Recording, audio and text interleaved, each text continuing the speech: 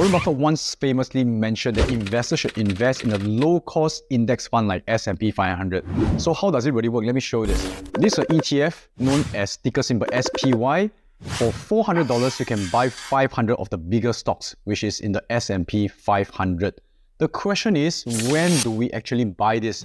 Because you can see, this is the S&P 500 for the past year. It went up, it went down, and most investors would love to buy it at the bottom. But we can almost never ever guess when the bottom is.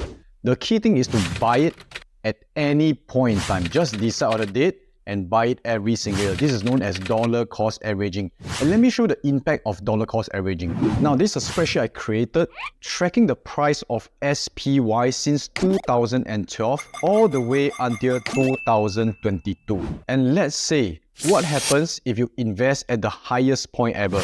Now, meaning to say we invest right here and it starts to drop. If that happens, let's look at the results. Every single year, we invest at the highest point, the highest point, the highest point, the red color bar. What's going to happen is, at the end of 11 years, from 2012 to 2022, you have invested $22,000. Based on the price today of $453, let's enter into the spreadsheet. Our $22,000 would have turned into $38,000 if we have bought in the worst time every single year. That's a 5.87% annual returns, and this is not including about 2% of dividends. So if you buy S&P 500 in the worst time possible every year, you would have made 7.78%. Now, this is counterintuitive to many people because they think that every time if they buy at the highest point, they would have lost money.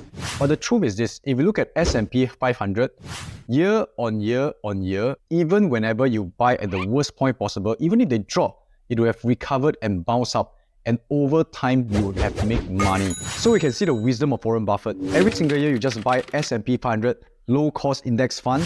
Over time, your wealth would have grown even if you buy at the worst possible time every year. So that's one simple investment tip that will bring your whole entire wealth to the next level.